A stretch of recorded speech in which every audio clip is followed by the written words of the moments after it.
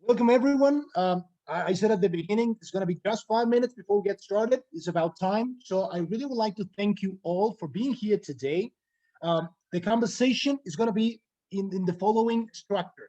First, we're going to have Stephen Lyle. He's going to help us out to better understand what an angel investor does. He's one of the founders of Oxbridge Capital Partners. And then we're going to have a conversation with Jasreen. She is the head of the angel side of Oxbridge Capital Partners. So she is the go-to person if you would like to pitch, if you would like to have a conversation about the stage in which your company is at today.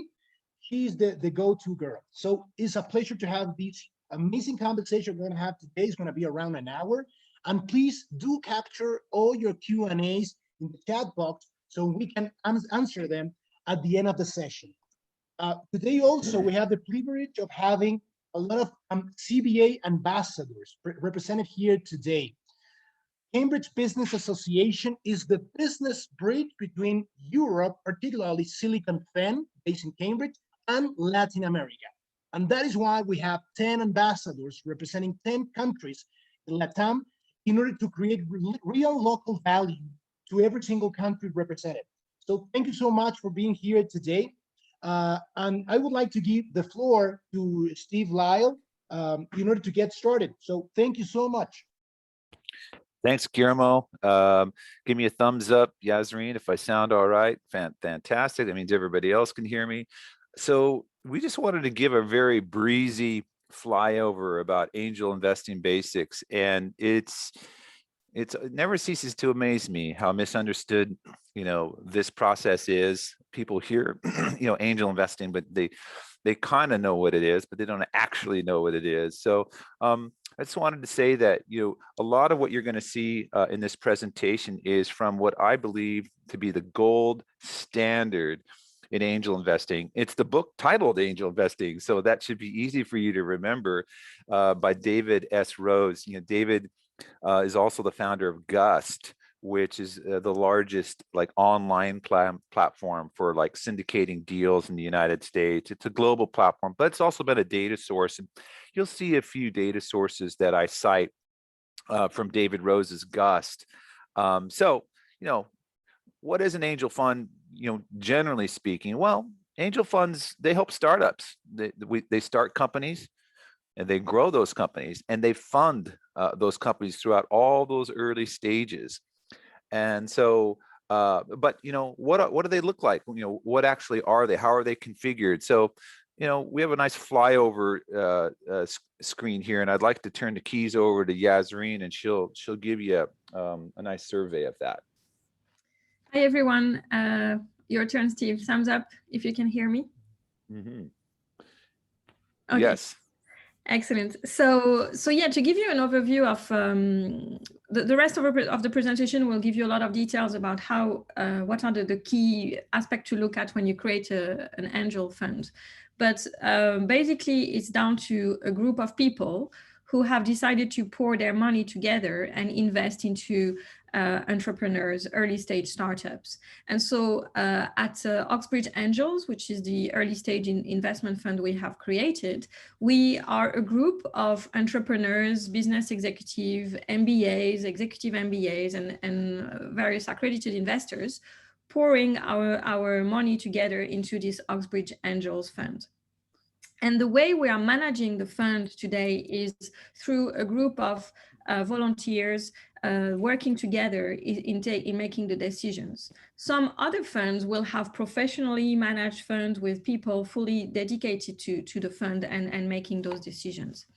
And the beauty of the way we are structuring Oxbridge Angels as well is the fact that we are bringing expertise across a very wide group of sectors, which means as a fund, you end up with a very well diversified portfolio of investments because you're represented by a very large group of sectors being represented and experts heavily involved in the day-to-day in their respective companies working on their respective expertise.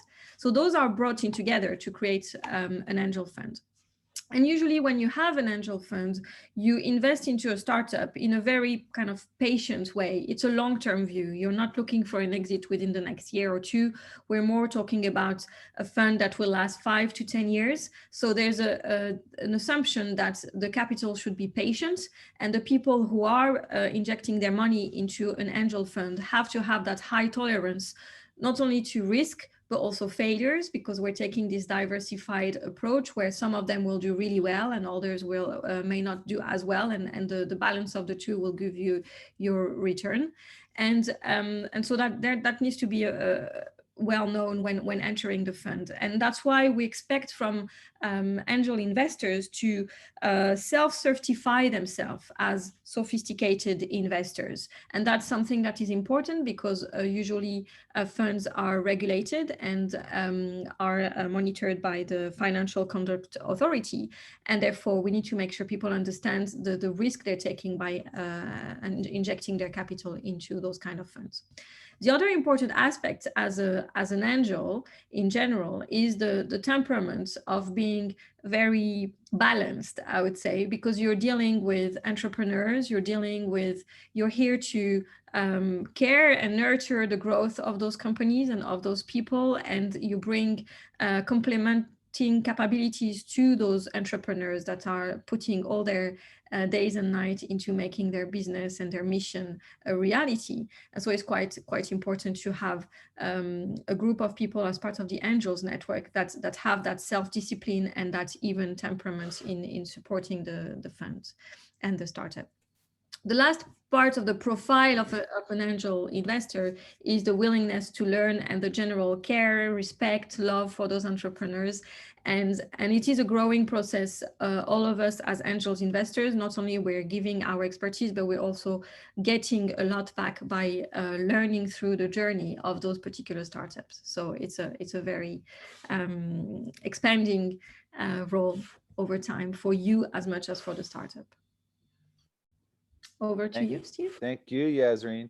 It's important to know that there's quite a funneling process. You know, we get a lot of funding requests. You know, funding requests can be just as simple as somebody that we met in a coffee shop, or we got an email, or we got, somebody sent us a PowerPoint presentation online, and we look at it, right?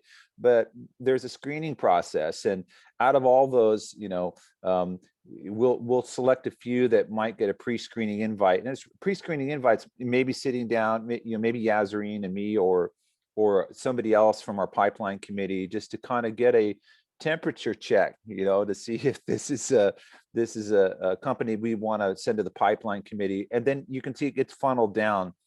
Very few of those companies, 1/10 of all of those actually gets to pitch to the full investment committee. And according to Gus statistics, that's 2.5% out of 2.5 companies out of 100 companies, right? So that's a lot of work, right? So 1 out of every 40 of the companies that we see actually gets an investment. The other thing to note is what a portfolio looks like in an angel fund. I really want to encourage, by the way, a couple of books that I posted here, maybe somebody can drop into the chat. First one was Angel Investing by David Rose, but this one, 0 to 1 by Peter Thiel, really important. He talks about the power law dynamics of VC portfolio's, angel fund portfolios, that they're heavily weighted on just 1 or 2 companies out of the whole portfolio to carry the whole portfolio. And the reason behind that is because of the high morbidity, or the high fail rate. It's very high, right?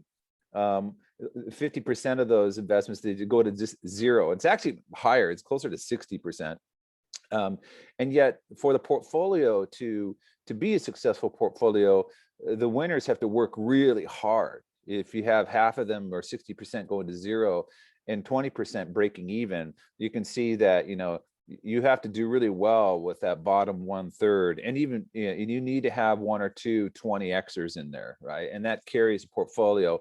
That's the ROI. It's just to kind of give you a sense of what the IRRs look like. That a successful portfolio, on a 7 to 10 year angel fund will have a 27% internal rate of return. as an asset class, it's the number one performing asset class. But as you all know, this is not a straight line, right? And these numbers come from Willamette University. You can see the 2.6 ROI, over 3.5 years, IRR 27%. So it's very important to not make one angel investment. If you're an investor, and I am talking from the investment side of the ledger, you really want to look at a portfolio of companies. More so also, if you can just invest with a group of people, that will help you achieve what I call portfolio status. And there's reasons for that. And let's call it the 5 great truths. First of all, I've already demonstrated that most startups fail, right? And by most, I would say nearly all. Okay. 75% of startups, according to David Rose, they shouldn't be funded by anyone under any circumstance. And Yazreen and I and Guillermo, we've met a lot of those already. The nice people, right? And maybe they have an idea, but an idea doesn't necessarily scale up to a 30 to 50x return, right? Perhaps it could be a boutique opportunity, right? So the problem here, though, is you don't know which startups are not going to fail. In other words, you don't know which startups are actually going to be completely successful. So we also believe that startups don't have to, if they do fail, it doesn't have to be a zero return. So we call that soft landing. It's very important. You can mitigate these losses as an angel investor through soft landings or acqui-hires, or an IP sale. The way that we do that is, we're partnered up with corporate venture capital firms like General Motors, for instance, or Amazon or Google, or Intel Capital, which has their M&A side. And why is that important? Well, we run into startups all the time, and I've seen time and time again in the past where they think they're making a car, but what they really have is an engine. Nobody wants the car, but the engine's really cool. So General Motors says, we'll buy that engine from you because that would work in a lot of our cars. So that becomes a soft landing. Well, we don't get our money back, but maybe we get 50 cents on the dollar or something, right? And they might even say more, oh, this team that you have is quite unique. We would like to acquire them and hire them. And then we'll give them some cash. Or they might say, you know what? We just like the intellectual property. We want your patents because we think we can make that better than you. We can make it faster than you, and we can scale it better than you. And that could be an opportunity. So the key thing about all this is when there is fail fast. You may have heard this phrase before. Fail slow is a very expensive and very tough on the investors and very tough on all the stakeholders, the employees, the founders, everybody. I have said this before, but and Peter Thiel says it in 0 to 1. As regards the power law dynamics of this asset class, it's a numbers game. And just to give you an example, if you just make 5 startup investments, and this is generated through Monte Carlo scenarios, 5,000 iterations, right? At 5 investments, you're 70% likely to get less than half your money back. So that's kind of scary. So you probably want to make, you want to diversify that across, more cycles, more iterations, because, at over 20 investments, now you're 60% likely to get a 2x return. Okay. And this is what we call, according to Markowitz, portfolio theory, this is the efficient frontier. And this is kind of where we'd like to be as an angel fund. So we're on a race to get our first 20 investments, so we can start to experience what we call, the power law dynamics, or what we call Markowitz inertia, portfolio theory inertia, where even though we'll have a lot of failures, we're still going to come in at that, 2.5 to 3.5x ROI, that 27 to 32% IRR on the long term. Okay, that's key, and that should make sense to everybody. So the other thing to know is things go down before they go up, and that should seem obvious to you. So this J curve is true not just for startups, but for portfolios, right? Startups tend to go through adversity before they see a lot of success, and angel fund portfolios are the same way. Yeah, you make an investment in a startup, it starts to lose money immediately. Okay, so the value of it's going down. So every investment that you make, the value goes down. This isn't like the stock market where you buy Amazon and it just goes up vertically, right? No, it is 100% going to go down in value, and that's why it's important that as the startups go through their early milestones, that if you're going to make an investment in a startup as an angel investor, you want to hold some capital back to do a follow-on investment. And a rule of thumb is 50%, but it could be much more. Yasreen likes to tell our startups that, we intend, if we're going to give you one investment, we intend to give you 2 or 3 investments. If you continue to be successful and you get through your milestones, we're going to be here for you. We're holding dry powder back for you. That's what they call it, dry powder, so we can still keep supporting the startups through business in the J curve, at the bottom of the J curve. Okay, and the final great truth of why you need not less than 20 investments is that all companies always need more money. They always need more money. Having been a founder across several companies over the last 20 years, I can tell you I always needed more money until I didn't, right? And I love Ben Horowitz's quote here because it's so true. Early stage is very, very difficult. Most of them go through a shutting down experience, and it's real tough. I tell people that want to quit their day job and go do a startup. I always sit them down and make sure. So, okay, so are you married? You're in a relationship? Do you have dependents? Are you going to be happy with not making as much money and struggling? Because this is going to stress you out. It's going to distress you. It's going to be very difficult on your entire body, your mind, and your spirit. It's very challenging. So a startup, a company goes through this life cycle. You see this valley of death. This is where you're most likely to fail before you get into the right side of that continuum where you're going to do an A round. There are lots of early stage things going on here, right? And again, when I sit down with a founder and I said, so here's the thing, congratulations, we're going to invest in you. You're still more likely to fail than succeed. And they're wondering, well, why are you investing? Well, we're hopeful and we think that you've got it to be successful, and you should believe that you're successful. But I'm just telling you, statistics say you're probably going to fail, right? That's the reality of it. Just in terms of like phases, I always like to think of this in terms of the resources necessary to start a company. You have whatever you're going to offer. You need to identify who your customer is. You're going to need cash in the early stages, and the organization is typically made up of a couple people who met at a bar or met at work or met in college, and they're working out of their garage. They call these the founders, right? And in phase one, the offering could just be a PowerPoint presentation, or maybe they bootstrapped and they created this really cool mousetrap, right? But it's not a product yet.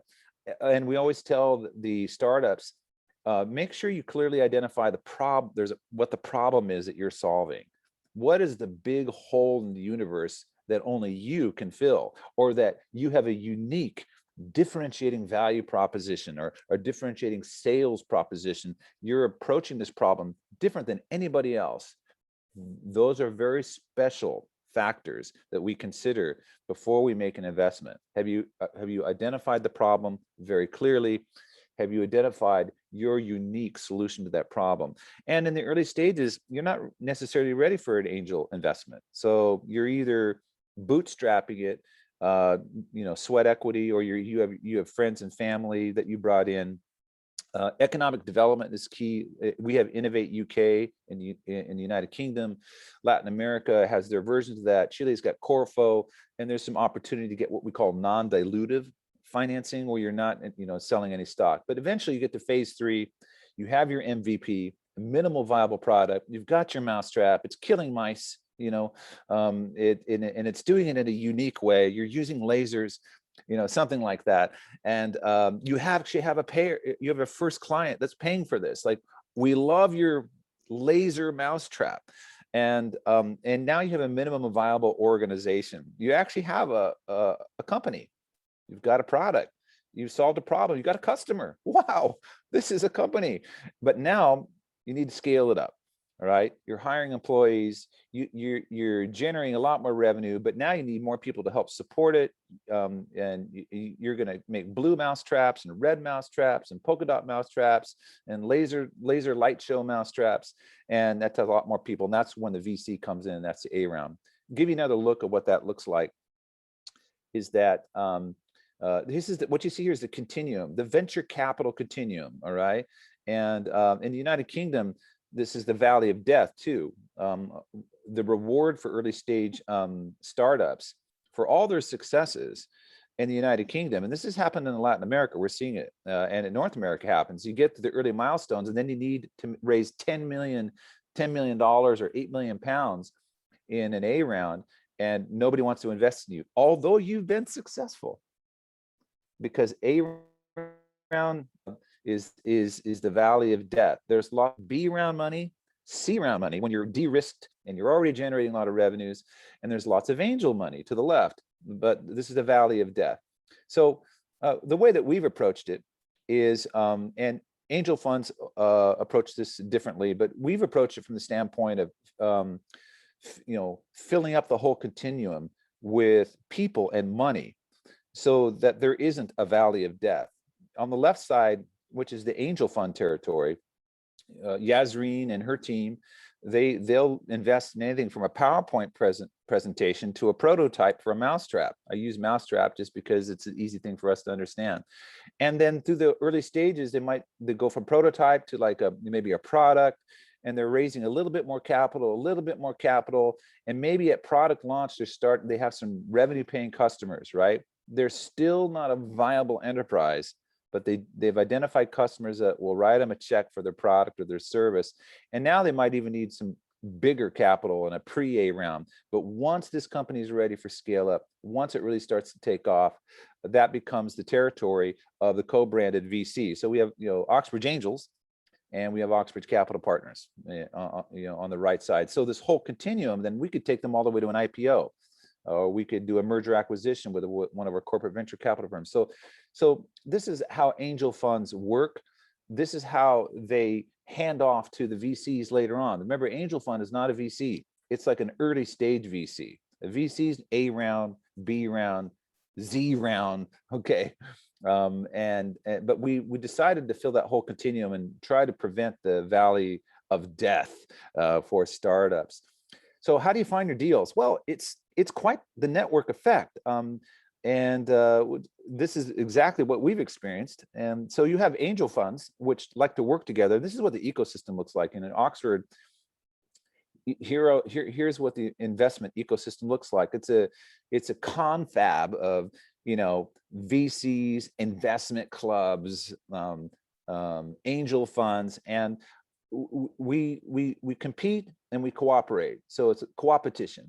We can syndicate together, and it's nice to invest together. We did our first investment with Amadeus, and so they can share off our brain trust, we can share off theirs, and you de-risk off each other a little bit. And so it should be a friendly ecosystem. In addition to that, of course, you all know about the accelerators. They're on a global scale. Y Combinator, Techstars is a global accelerator feeder, and it feeds into our ecosystem in the UK, feeds into the ecosystem into Latin America as well. And then universities will have their version of that in the university ecosystems. You can see what we have here through Oxford, Cambridge, and London. And then you have pitch-off events. These are very social events. You get together and you have a beer, and you watch pitch offs. They're a lot of fun. Academia as well can be quite the resource. We have Oxford Innovations in Oxford. We have the Tech Cambridge Enterprise in Cambridge, and in London, UK, of course, Imperial College. Our first investment was with Imperial College. University of Bristol, we're looking at it in this UK. This is a plug for Yasreen. University of Bristol has a really cool tech transfer department, and we're actually consulting with them right now on a deal, so I included them. But university tech transfer departments they're basically set up to help academics, students maybe, postdocs that have invented something and help transfer that into a commercial enterprise, help protect the intellectual property. So we like to talk to these types because they're at what we call the epicenter of high quality deal flow opportunity coming out from the best minds in the world. And of course, there are social events like meetups. We have launch events. I'm sure everybody's heard of TechCrunch. You have Disrupt London. You have that Disrupt Los Angeles, Disrupt Paris. It's everywhere. Platforms have really emerged as a resource for deal flow. Now, by the way, I just want to stipulate that crowdfunding sources like GoFundMe, these are not angel funds. Right. Typically, you can invest like, $10 into something that's trying to raise, $1 million or £1 million, and it might give you a right to access it. You don't have stock in the company, so that's not what that is. Okay, but you'll see these platforms, AngelList, Crowd. You can access it by mobile. Things that we're seeing also in the United Kingdom, platforms which allow syndication to happen, where you as an angel investor could say, I don't really have time to go chase deals, but Cedars and Syndicate Room, they have a lot of deals that they can present to me, and I can be an independent investor. You don't really develop any fellowship there. It's not very social. You don't get to know the people. There's no community and all that. Dalio has been nice because Dalio sets up a platform which provides like a back office infrastructure for angel funds. So for instance, Oxbridge Angels, we're onboarding with Dalio, and Dalio provides us a total infrastructure. We don't even have a bank account. So when you're investing together as a group, that's where things can go bad. There could be some bad players, you get fraud, you have you have Madoff type issues. Well, Dalio provides a KYC and an anti-money laundering, protection. They provide an online access, and all the monies are wired through their custodial. So we never manage any monies. They protect our investors, and they make sure that every investor is suitable. So this is wonderful for us. So we really enjoyed that process, and this is where the world's going, right? And the enterprising of everything. Dalio is the future. Conferences are wonderful. The mother of all startup conferences is, of course, the Computer Electronics Show in Las Vegas, and they have the international version in Europe. It's our goal to start taking groups of those people on an annual basis. And you walk the floor. It's so massive that no one person could ever. I'd say it would take 10 years to walk it, but that's a great source because you see the emerging technologies across every sector. And look at all these others, right? And you have Latin America versions of all of these, right? And personal connections are the most important. It's people who meet people. I'm on a plane. Somebody says they're in a startup. Oh, really? Talk to me about that. Okay. Or maybe your brother or your sister's doing a startup. Personal connections are everything here. Structure is important. I want to really emphasize that, we're not, an angel fund is not an investment club. All right. If there needs to be order, there needs to be some kind of general partner or something in the way of a general partner. Oxbridge Angels, we have an investment committee that works with the founders, with Rashid and myself, and we basically are a collaborative general partnership. And but it's structured, highly structured. Okay, so you have the fund, right? And you have general partners who work for the limited partners. Limited partners are just the investors. And limited because they're not day to day, they're not taking full responsibility of everything. They have day jobs, right? And but in an angel fund, they typically are the ones that greenlight investments. Very democratic. So the LPs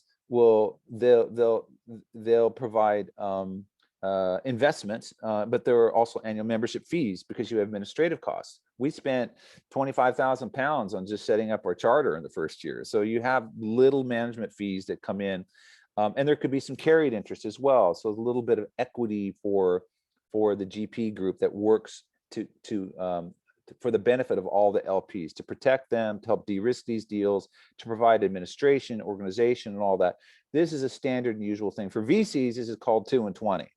They get 2% management fee a year. They get 20% of the carry, but over 10 years, it works out to like 2% a year. All right, so that's where these numbers come from. And structure is important. Remember, this is not an investment club. This is an organized angel fund. There's an investment committee, or there's a board of directors, there's a pipeline committee. Remember the funnel process, I'll return to that. And there are deal leads, I like to call them the Sherpas. They will take the startup up the mountain, and they'll help that startup get a green light with the investment committee. They become the champions, right? And they have due diligence teams. And so if you are an angel investor and you say, well, I work in telecom, I don't know anything about software, but I sure know a lot about telecom, or I work in finance. I don't know anything about anything except finance. Well, that's a skill set that's needed too on a due diligence team. Okay. Or maybe HR. These are all very important skill sets. So our due diligence team's made up of all these kinds of people with multiple different types of talents. Okay. And then eventually it goes to a full committee and everybody gets to vote. Okay. So remember the funnel that I showed you. So Oxbridge Angels is very typical to other angel funds. You like to make 6 to 8 investments a year. But how do you get to those 6 investments? What's the funnel process look like? Well, remember the 130, 10%. So in real terms, it works out to, out of 40 funding requests. Remember, a funding request could just be a conversation I had with somebody in the hallway. It could be whatever. There's pre-screening activities go on. It's 1 or 2 meetings with a subset of people, 1 or 2 people, then maybe 6 or 7 people that say, hey, let's put this startup in front of the investment committee. So this is typically like an 8-week cycle for us, so just to get to one investment, this is what we've got to do, right? So we have, in 8 weeks, we're likely going through 120 funding requests and 39 pre-screening invites and maybe 9 pitches, right? And by the way, this last 8 weeks we've been pretty active, and we're close to that. Now we do a lot better in our pre-screening, and this is more efficient for us. But remember, Gust is providing statistics based upon everybody that hits their website. Okay, so it's actually a lot more efficient for us. And in terms of failure, it's not as bad for a lot of the funds. Oregon Venture Fund, Oregon Angel Fund, which our charter is based on, for example, has great success. Out of like 70 investments, they've only had 3 go to 0. And that's because they do the due diligence really well. And we're trying to mirror that, and we think we're going to be equally successful. Then there's this thing called sidecar investing. So you don't just have to invest in a general fund, in an angel fund. You can also hold some money back and say, wait a minute, my background is in telecom, and they're investing in a telecom company startup. I like that company. So even though I've invested in the fund, I want to hold some money back to invest more of my own personal money so I can get a deeper piece of that stock. And so you sidecar with the fund, which is the main driver. And so, here's the sidecar, right? So given an offering, a small offering, you have the fund. The fund comes in and says to the telecom, we'll give you 100,000 pounds. And then maybe you'd say, hey, I would like to sidecar. I want to help the fund out, and I'm going to come in with 50,000, but you still have more money that you need to bring to the table. So we need to recruit more sidecar investors to finish the deal. The fund says we're only doing 100,000 of the 300,000, and we won't do less than if the startup doesn't raise 300,000, we're not going to invest. This is the minimum requirement, but we'll give you 100. So it has to somehow syndicate the deal. So that's what sidecars look like. And now the sidecars come together, produce 200,000 in investment, in addition to the 100,000 for the fund, and the deal gets done. Make sense? And a lot of times these sidecars could be inside the fund, they could be outside the fund, it could be other companies that have nothing to do with us. The lead investor together with the fund will go out and recruit other investors. Okay, our first deal that we invested in, we were kind of like a sidecar investor with another lead, and we can actually become a sidecar in another. So that's what happens. Very collaborative. So it's very important to understand that the GP or the GP entity is like the Scrum Master. They have all these personalities and all these things they got to manage. This person has to be a very special person, and the group has to be a very special group. And so I'm going to turn the keys over to who I believe is one of the most special people that does this as good or better than anybody I've ever known, and that's Yazreen. So yes, to sum up the concept of GP and sidecars, the way we are applying that theory to Oxbridge Angels is the fact that we have our master fund, as you can see here. Our master fund is made of a group of limited partners, which are the individuals who are putting their money into the fund. And then together, we decide which startups we're going to invest into or not invest into. So the way we are running Oxbridge Angels is that independent GP here that you can see actually is not anymore a single person or two people, but it's a committee called the investment committee that is made of representative of the LPs that together decide if yes or no they want to invest, after having read the investment memo that has been produced by the due diligence lead that has run the due diligence with a network of experts from our pool of LPs to make sure we believe this investment makes sense. And we do that. We invest into that startup, which augments our portfolio. And as Steve mentioned earlier, that portfolio becomes diverse enough that we reach those 2025 numbers where we increase the IRR and the more likelihood of success by making sure that not only that portfolio is diversified, but the investment recommendations have been made by experts from the fields of that startups and can also leverage on their respective network to make that company even more successful.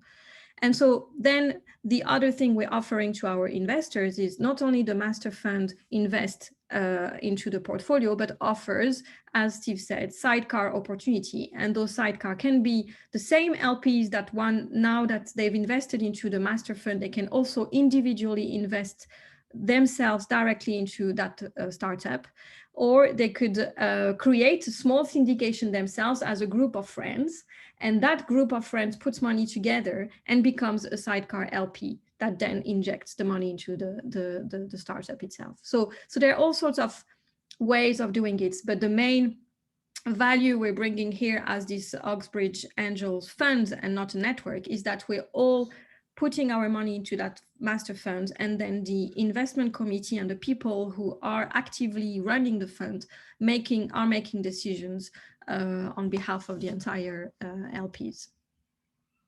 Do you want to add something else on this? No, all good. Yeah, and so, got it. Okay, so, and I think there's another element, and that's for us the main reason why we're doing it. Beyond investing money, of course, there's the financial capital aspect to it. There's the non-financial aspect, and the vision we have here is, and the reason why we're called Oxbridge Angels is because we're convinced that a lot of the startups that are coming from Oxford, Cambridge, and London, this golden triangle, is where the universities are the most kind of powerful in creating this intellectual property. And we have seen that with all the prizes and the Nobel Prize that have been released in Oxford and Cambridge just by themselves, that have more Nobel Prizes than any other country in the world. So this is quite powerful, and we want to be there in those hubs where the intellectual property is created to make those IPs, transforming them into actual businesses. And we're bringing the business angle to it by leveraging on those network effects. We want to invest on technology that has purpose, keeping the world growing and going. And we get the fun of being entrepreneurs without having the responsibilities that those CEOs and those founders have to face, which is quite nicer, I would say, in terms of the life balance. And so, yeah, it's building, and the last positive effect we want to bring on the people who are part of Oxbridge Angels is building board experience. We want to make sure that the minorities, the diversity aspects of our members of Oxbridge Angels are represented in the boards of the startup we invest into. We have this concept of the main board member and an observer to ensure that we can rotate them and give them that board experience so that we can train the leaders of tomorrow, and providing that support, that network support that will be geared towards helping that startup to succeed. So in a nutshell, this is what the theory of angel investment is, and how Oxbridge Angels is applying that theory. If for whatever reason you want to know more, or you want to join the fund, I know you're all, most of you are in Latin America, and there's a lot of partnership between Oxbridge and Latin America ongoing at the moment. So if you're interested, please contact Guillermo, who's opened the talk today. I think you're all more or less connected to him already, or myself if you know me, or Steve, and we will walk you through the journey of joining the fund if that is of interest to you. Perfect. And thank you so much, Jasreen and Steve, for this presentation. I'm pretty sure that some of the people in the audience might have some questions regarding the subjects that we have discussed today, or maybe you have some doubts regarding how to join this fund. It would be great. Please send me an email. I'm going to be acting as the funnel here for LATAM. That's my email. If not, you can send us also another email to the team. Remember that we have a presence in 10 countries in LATAM. That's the email. I'm going to be sending it to everyone here. Give me a sec. So you can contact our assistant there. And please do send us whatever the questions you have, whatever comment, so we can keep on building this bridge together between Europe and LATAM. If no one has any specific questions, I would like to thank you on behalf of CBA, of Cambridge Business Association, and also on behalf of Oxbridge Capital Partners for your participation today. This video is going to be shared over LinkedIn with you guys if you would like to go into detail and you have questions afterwards. So thank you so much for being here today. We really appreciate it. And the invitation is open. On May, we're going to be launching a summit. It's called Latin American Business Summit, and it's going to last around 4 months. It's going to be taught by Cambridge professors, practitioners, and it's going to be focused just in Latin America. So we're sure that the topics that we're going to cover there are going to be of your interest, like e-commerce, marketing, finance, fintech, and so forth. So please do contact us to keep on growing together as a community. Thank you so much for your participation, and see you in May for this Latin American Business Summit. Have a great day.